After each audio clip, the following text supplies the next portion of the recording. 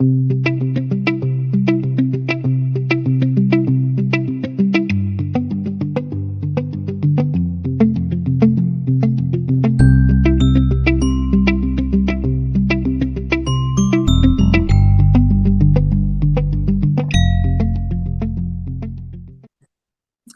so hello everybody. Welcome to another episode of PAR Real Talk. My name is Pali. I'll be the host of the show. Welcome to Power Is Radio. I have an incredible guest on the show. If I could please get you to introduce yourself, tell us your name, tell us where you're from, and tell us what you do, please. Well, hello there. My name is Dewy. I'm actually originally from a small town in West Texas, but I've been living in the New York metro area and New York City since 2013. And as far as what I do, I mean, I'm just happy to be here. I do a lot of different things from I just had a book. I also just had a pilot that's making the rounds. I do a lot of different creative stuff, and it's quite a whirlwind, but it's a good time. Great, that's great. We're happy to have you on the show. So let's kind of start from the beginning, as the best. Just want to ask, can you share a bit about your journey into poetry? So this is what the book is about, poetry book, right? It's actually a mix. It's a book that is sections of poetry, short stories, and spells. So poetry is definitely something that I work a lot with and that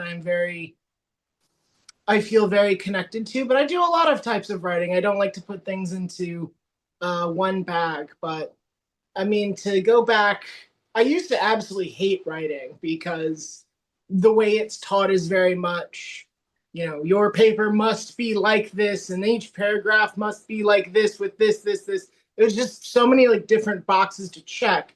And eventually, my actually final English class, I had a professor who was very much not in that mind, also was very disillusioned with that mindset, and taught us to really just throw everything out the window. And once I started seeing writing as just a form of communication and expression, it just completely changed. Then I was in college, then went to law school, worked as a lawyer for a while, where writing is very important and like I'm arguing, but it's not expressive writing. And while I was still flexing the writing muscle by writing, it wasn't the same. I've always had creative projects in my life, and I quite missed having creative projects in my life.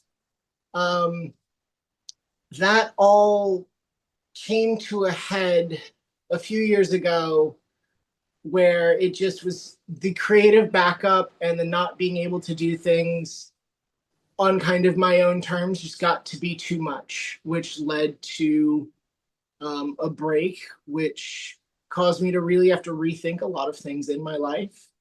And one of them was one of the things when you're working at these law firms is you sign away your right to do anything outside, to publish or really do anything outside of the firm. And so I just had to do stuff. And so I started my blog that grew into what it is today, and then started putting together books and other creative projects again. And even though I'm still certified and still licensed as a lawyer, it's not something I do. I don't really do it. It's more of a hobby. Law is now more of a hobby to me. And even though life has definitely changed a lot since when I was working at the firms, it's a lot better now. That's really, really cool. Well, really glad for you. And because that's a journey, and for somebody like me, I'm a mathematician. I like numbers. English has always been powerful. And yeah, as you said, maybe it's the way it's been taught, and maybe it's the same with all these different subjects. So I'm glad you did touch on that space. And so, at what point did you think, oh, you know what? Let's just leave everything else. Let's just focus more on the writing side of things. Okay. Was there a spark?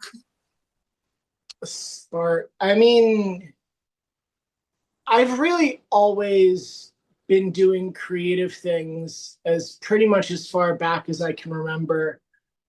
But my first poem was something I made. I call it was a lawyer's haiku, and it was a haiku that was very critical of kind of the existing systems that we have so far. And I'd already had the blog for a few months at that point, and I being a lawyer, I was very comfortable with having thing like essays and arguments. I was very comfortable with having that published. But then I remember publishing that haiku, and that it felt like a completely different part of me was on display, something that was even more, that was deeper than most of the other writing that I put out there. And I was really hooked at that point. And then one of my next poems, which I'd love to share at some point if you'd like to hear it, but was another. A lot of my writing focuses around this, about kind of being existing in a space that is happy to take away your agency and have you and wants you to be thankful for it taking away your agency, which is unfortunately how a lot of structures are set up. That's really, really deep. So yeah, at one point somebody said, yeah, the world is going into this like age where you own nothing, and that's the only way you'll be happy, because if you own it, you end up spending so much more money to keep it. So you go and borrow this, you borrow that, and that makes you kind of, yeah, being able to prod along with the world. But anyways, I digress there. And so this book, correct me. So is it called Adventures in Foolishness? So title goes here. Adventures in Foolishness is the subtitle, but it is all about foolishness. And but I don't see foolishness as something to be avoided. Indeed, I see it as one of the fundamental things that makes life worth living, quite frankly. Mm, mm, mm. So I just want to know a bit more about, because before I was a bit confused. So the title goes here. I'm like, well, maybe they didn't finish the bit. So No, that's the name. The name of the book is Title Goes Here. The cover is that there is no cover. It's a shtick I kind of keep in through the book. It's meant to be very, it's tongue in cheek, kind of meant to kind of deconstruct what a lot of books can be. Mm, mm, mm. And what message were you trying to convey in this book? Honestly, I think it might be better. Would you be okay if I read you one of the poems from there? I think it might be easier for me to just show you rather than to try to explain. Absolutely. Big pleasure. Okay. So this is one of the first. This was the second poem that I ever written, but it's gone through a bit of rewriting because editing is a writer's best friend. But it's called A Prison Named Paradise. An outside surrounds society completely and undeniably. It cannot be escaped. It beckons to all. We hear its song and call, but have been taught to ignore. Danger may await, society will state. Just stay in place. All can see society's great show. What lies beyond, no one can know. Those who dare question are fools indeed. The wise concentrate on control, using reason as a blindfold. They enslave humanity to the tangible. But how can you be free the fool reasons if you cannot see your chains? What chains, the wise reply? We see nothing. You are confused. Preservation is paramount. Status quo is a must. A fool is a danger to that, earning the wise's distrust. The only unpredictable variable that the wise cannot drown. Freedom of thought and mind, lest the wise also be bound. Without this lone protection, the wise face imminent danger. Due to distrust within the ranks, the right must exist on paper. It is better this way, the wise say to guide. Stay in our dominion. It is madness to go outside. The wise contain those who run. A fool might undo what has been done. If they depart, others may follow. Foolishness is contagious, you see, an illness treated for the system to be, the wise dream of eradication. Then no one would need to be free or question the wise walls of reality, content with an overseen existence. Asking for more? Don't be ridiculous. This is the way it's always been. The walls block danger out and keep us safe from harm. To feel otherwise is a sin. Only a fool would dare entertain that unspeakable thought. The walls are there to keep us in. What is at risk? Society itself, the wise plead. So keep your restraints on. Unsurprisingly, the structure of society cannot be altered according to those at the top. No room to consider an outside. A place where all are equal? Perish the thought. The wise have had their blindfolds off and are part of the machine. All others with vision are the ones that must be screened. Certainty over exploration, fracturing humanity as a whole. Far better to be a jailer than begin to lose control. Heaven forbid the sight spreads and a critical mass flee. Society needs its labor, and that labor must not see. The fool continues their journey, merely seeking license to leave. But though the application exists, the wise hold the wall's key. Too noticeable to have no option, too risky to formally refuse. An attack on the fool's sanity makes for a good excuse. It is wrong to think of elsewhere, wrong to think to leave. What exactly out there do you think you will perceive? You are not happy here, but here cannot be the problem. It is not fair to the rest. Put your blindfold back on. It is your duty to do what's best. Try as they might, they cannot force the blindfold on, only charge the fool with treason. The fool calls the wise's bluff, forcing the question by applying reason. Why do you need me to be blind? Am I not free in thought and mind? Surely you aren't trying to deny me that. Of course not, the wise say sheepishly. We're simply concerned for your well-being. Then I'm allowed to think beyond the wall, the fool concludes. Through debate, the wise will never concede, but the boundaries created are very real indeed. No longer concerned with bringing the fool back into the fold, the wise's focus quickly pivots to that of damage control. The fool will not bow and cannot be persuaded. The necessary oversight of all outweighs concerns of a single dissuaded. The fool is mad, the wise shout from the rooftops, lest people hear otherwise. If the blindfold won't be put back, perhaps a muzzle of discredit can be devised. Discredit becomes a spotlight. The fool makes too much sense. All know of the fool now and the nature of their offense. The fool has no blindfold on, causing others to remove theirs too. The wise are getting nervous. They cannot ignore the fool. If only compliance could be forced, the wise wistfully wishes. Alas, consent must be obtained if no one is to get suspicious. Instead, the wise offer a different kind of temptation. Join us and ascend. No, the fool insists. They do not wish to exchange one prisoner's uniform for another. Refusal is met with offense. It is a privilege to rule, to become part of the machine instead of its mere fuel. As if they would ever trust a fool. They will install a ceiling of glass. This is the path of membership to the wise's lowest class. Fine, the wise declare. Leave, never return. Society is better off without fools. Some will believe the wise when they claim with gall, giving the fool their freedom is victory for the wise and their wall. Others will see the fool leave and be reminded of the truth. There is something outside. The wise themselves provided proof. The outside's call has never stopped. The inside will always be cruel. Do you dare answer that siren song and also become a fool?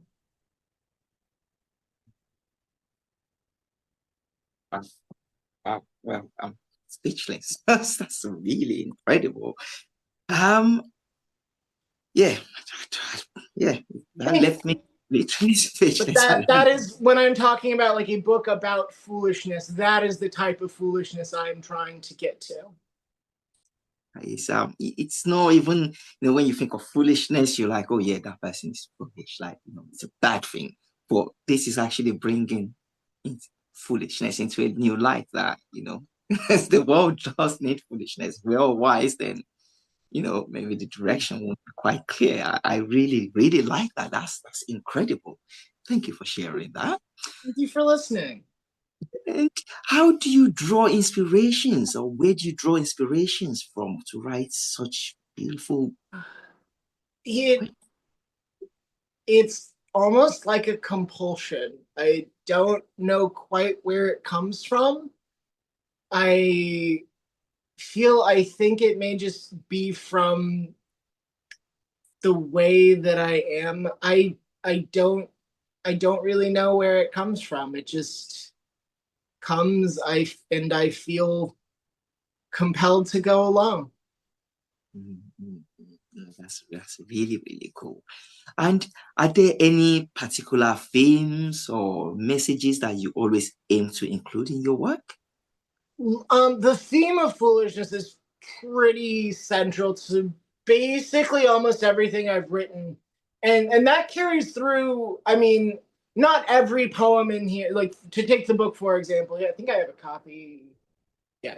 So there's it. The cover is that there is no cover, right? The title is that title goes here, but like the poetry continues to be foolish in the sense that it's really trying to challenge established methods of thought. But then the short stories and spells also are trying to be foolish in their own ways by taking, for example, there is in the short stories section, there's one of them focuses on it's called The Steps, and it's basically a monologue instead of it being like a story that's like narrated and has like kind of more typical story structure. It's a single monologue of an individual who's found themselves frustrated and they do not wish to. They find themselves forced to be within a support group and they do not wish to complete step one, which is to admit that they are powerless. And one of the lines in there um, is, are you okay having life dictated to you? I'm not. It feels like I'm only alive in the most technical sense. But it's again challenging a lot of things that are. It's definitely not the smartest way to go about the world, but what's is it's rarely the most fun or most human thing to do the smartest thing all of the time. And then the spells section kind of is taking. So I do have a magical practice myself, and I do believe in magic in a lot of different forms. But the spells section is really meant for people all across the belief spectrum. If you believe that magic is completely bogus and there's nothing to it, and it's all science, it's all things that are explained, what that does is it's trying to take different magical concepts that have been seen as like foolish dreams that are unfulfillable and trying to reduce them into things you can actually do. So would you like to hear invisibility, for example? Yeah, why not? Let's hear it. So this is the invisibility. um, if you can still be physically seen, you can settle for the next best thing. People don't mind what they ignore and affirmatively block out what they abhor. Those thought of least is a good place to start, or someone in worker's costume playing their part. Uniforms can be reduced to simpler things. Items can disguise what you need to bring. Sprinting away calls too much attention. Run by walking in another direction. And so that takes invisibility. And even though, yes, you're still physically visible, right? Like light is still bouncing off of you, it's a paradigm that you can use to be less noticeable and to kind of achieve the effect of invisibility without necessarily, while still, being seen. technically, in the most technical sense. And so I consider definitely a lot of foolishness in and of itself to try to take these concepts and turn them into, try to get the effects from them. Mm, mm, mm, mm. Very, very interesting. Thank you, answers. Thank you so much. And let me kind of move on. Actually, let's cover this bit before we ask any questions. Because, if people want to go and find out more about your books, more about the poems, more about you yourself, can they reach out to you directly? So, do you have a website or social handle that I do. I reach? do. The best place to go is my website, which is dewy.nyc. That's just dewy.nyc. And from there, I have that blog that I was talking about that I post to weekly. I'm a little behind right now, but I'll probably get to work on that soon enough. But on their projects page there, you can see all the projects I'm in, from links to the book to the pilot that I was just in to fan projects that I'm a part of. I stay pretty busy. And I also do, like, if you're, for those in New York City, I also do like monthly events stuff around here too. And that's all on the website. Super. So if we just go, it's pretty simple. I'm Dewy, Dewy, and it's .nyc. Yep, So that's right. it's Dewy.nyc. it's pretty straightforward, and all the contents are on there. So and kind of moving on. Because I know you say you don't know where all these creative words come from, but what kind of books or what artists do you resonate with, kind of, that you think might have an impact in what you're doing now? Hmm. That's, I mean, to begin, an unfortunate reality of these exercises, there's always going to be some people that I leave out. But the ones that come to mind, I really, really enjoy music. It's something that very much, that's one of the things that I just do in my spare time, is music. And I actually was really thinking about the album "A Thousand Suns" by Linkin Park, which I love a lot of Linkin Park. They're fantastic, including their new "There Will Never Be Another Chester." But I do. I'm glad that the band sounds like they're being themselves again. Um, but "A Thousand Suns" specifically is one of my favorite albums. It's very much a concept album, and it's definitely meant to be listened to in one sitting instead of like different tracks off of that album. And I remember listening to, there was nothing, there still really isn't anything quite like it.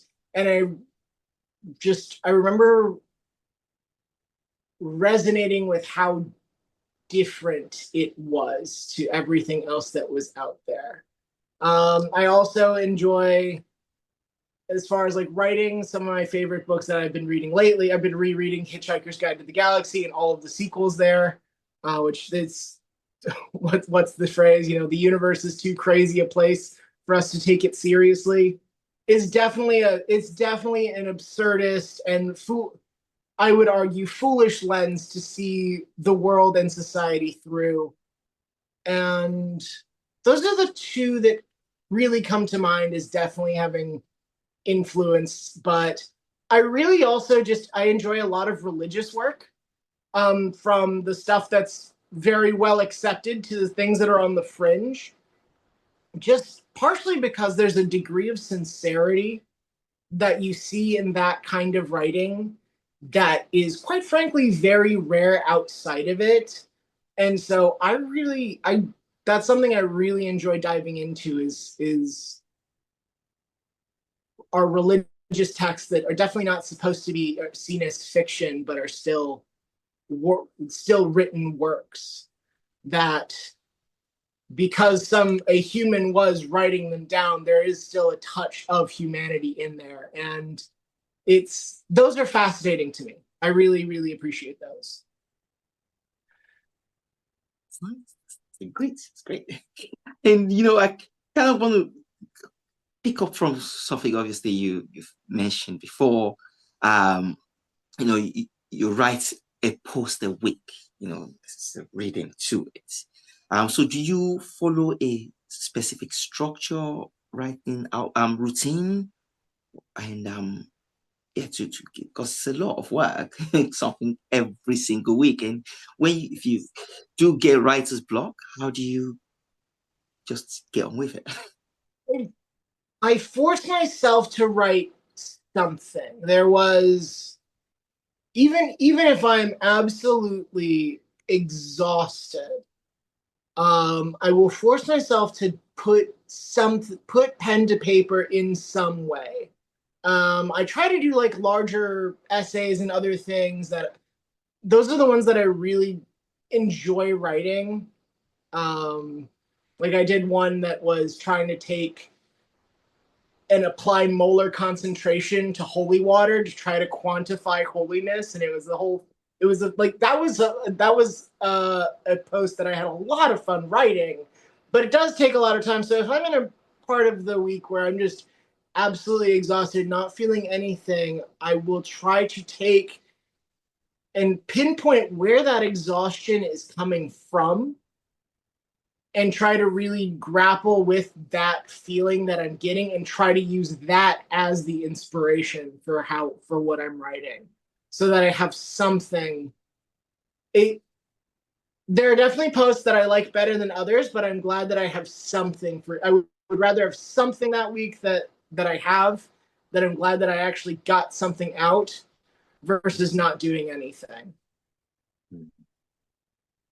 That's really, really cool because I think you did kind of answer my next question because that would be my next be like when you really think, oh, I can't do this. This is just, I don't have anything. So you will just put pen to paper in a way and just make sure you're committed and you make sure you deliver every single time. That's The other nice thing is because it is my blog and I have full creative control over it, is that I can do whatever kinds of like is it going to like whether it's going to be a very long essay about a specific hypothetical element on the periodic table, that can be one week, and then the next week will be a very short like four-line poem that just really resonated with me. So being able to also control and just decide what there is no the only thing that really connects everything on the site is me. There are everything there are posts that are so out there and different than each other. There's really no theme that connects them outside of their common author. So having the freedom to be able to pick a format also that I'm resonating most with in any given week also really, really helps instead of being forced to say, okay, I only write listicles, for example. I'm only doing listicles. That would be a constraint on me that would feel a lot more, that would make life a lot more difficult to manage with. like that. So the key out there is to diversify, bringing different elements from different parts. But yeah, we can't all be you. So yeah, doing great, great job. And kind of as we're wrapping up, if readers could walk away with one feeling from your writing, what would you hope it is? Stay foolish. To remember that this is there are so many terrible, horrible things that are happening in the world. It would be a shame if you didn't enjoy yourself a little bit. And to try to be a little foolish and just embrace the uncertainty, and the world is yours. That's a great, great, great answer. Um, just be like a child. Just let go, and because a lot of the time I think we just think way, way too much about it all. And to just let go and let nature take its course.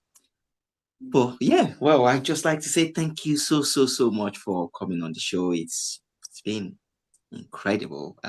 Your poems are just yeah, mind blowing. And yeah, after this, I will go and do even more research and listen to some more. Yeah, like feel the viewers will do exactly the same. So Well, yeah, any closing remarks for you to oh, this a saying that something I said recently that I've been trying to like adopt a bit as a mantra, and that I would love to pass on, is that the illusion exists to serve us, not the other way around. And just try to enjoy yourself. It's really beautiful.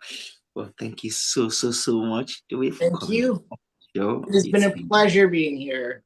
It's been incredible. So yeah, I'm sure we'll catch up again. But until then, Sounds lovely. Farewell. You're traveling on the airwaves of Power 8 Radio.